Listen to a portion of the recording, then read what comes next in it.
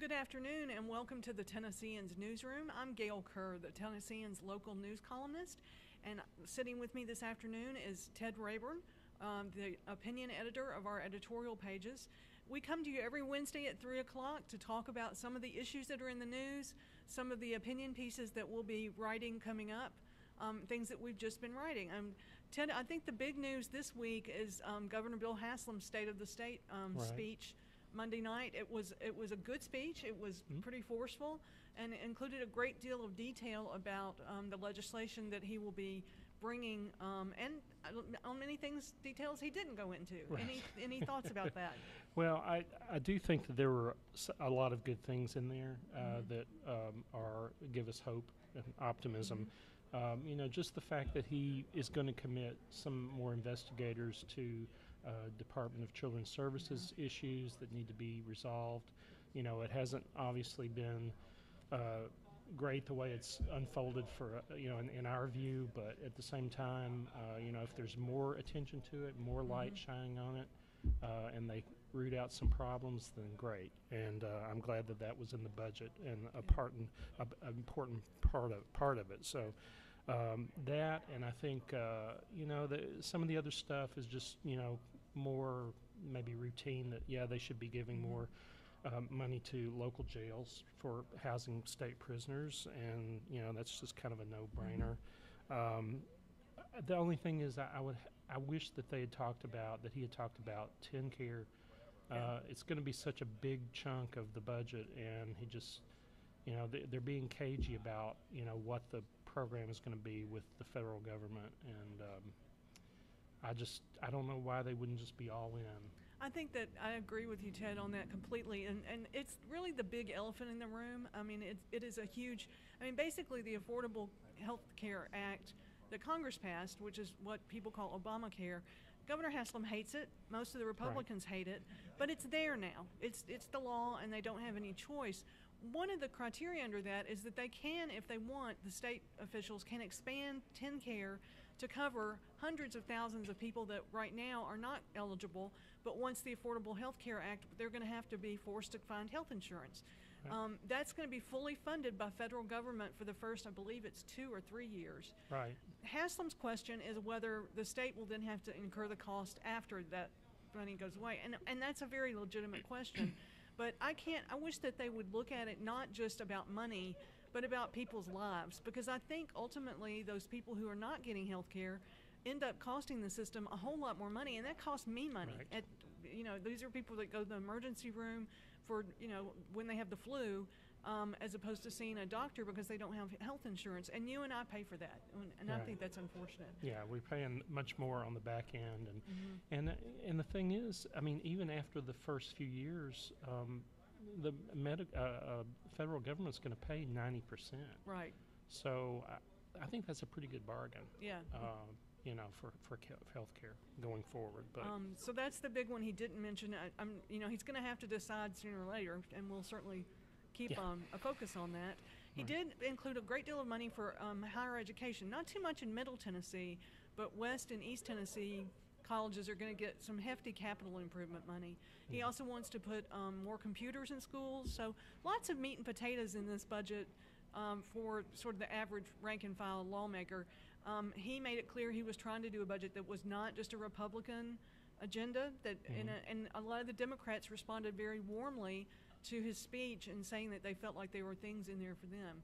Now, he did mention, he never used the word voucher in the whole State of the State speech, but he alluded to change, and as part of his package of, I believe it's 59 pieces of legislation that Governor Haslam has filed this year, one of those is a school voucher plan. Right. And that's going to be a hot one.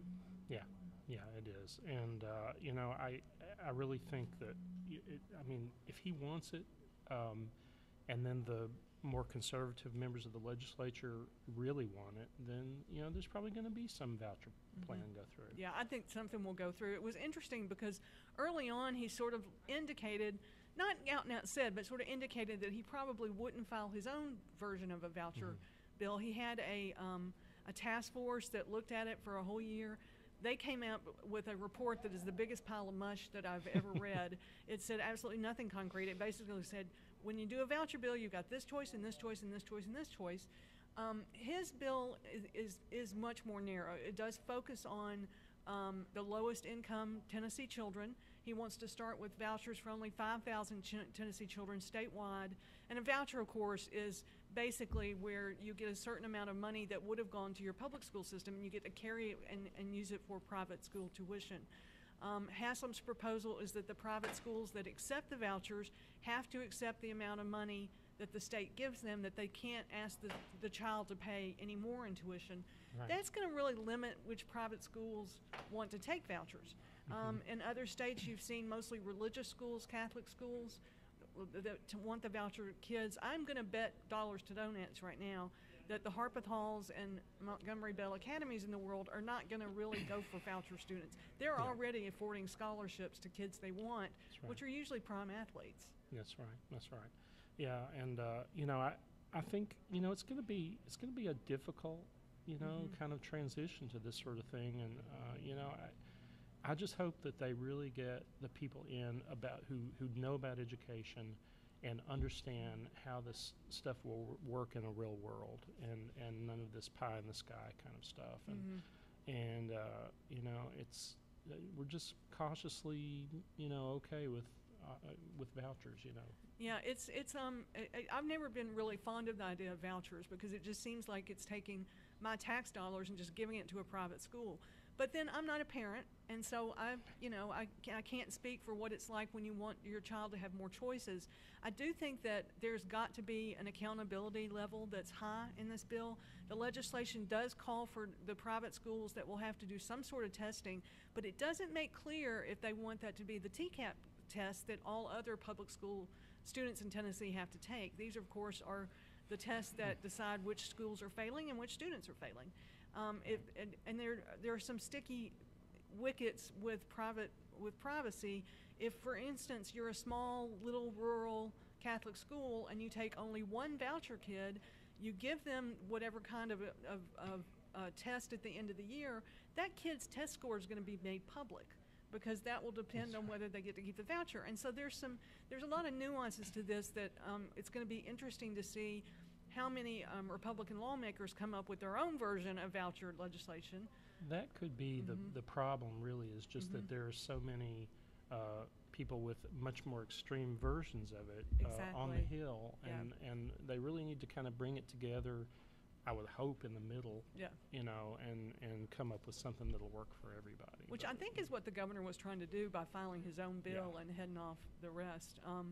In other news this week, I wrote a column that ran in yesterday's newspaper, I think, or no, today's. Hello, today is Wednesday, which I rarely give the Tennessee legislature a pat on the back, but I'm going to on this one, although they haven't passed it yet. But a group of Republican lawmakers have filed legislation that would cut the per diem, the amount of money each lawmaker gets just for showing up to work. Basically, the logic is if you live within 50 miles of the state capitol, you don't need to be paying for a hotel room because you're sleeping at home.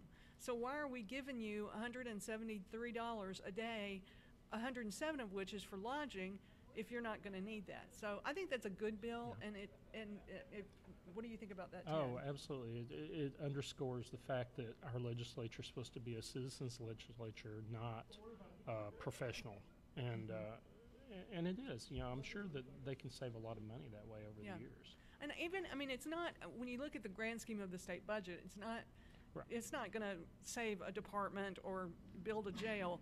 But I think it's, you know, one of the lawmakers who sponsored it said it's about the principle of the thing. And I think at a time when we've discussed often in this webcast, the Metro Council refuses to back down, and they give themselves health care insurance for life, for crying out loud. When you've got Congress that is debating right now the no budget, no pay, where congressional leaders, if they don't pass a budget, don't get their paycheck. I mean, I think that the public increasingly wants this kind of accountability, and I'm just all for it. It looks like House Speaker Beth Harwell has embraced the legislation on the per diems. So I think that one stands a good chance of passage. Yeah, I do, and I think everybody in both parties will be very happy with it, or most of them would be. Well, as always, you can contact us. We want your letters to the editor. Ted, why don't you tell them once again how they can reach you and how you can get what you want to say in the Tennessean? Yeah, T. Rayburn at Tennessean.com is my email address, and of course you can contact me by phone, which our phone number and so forth are in the paper.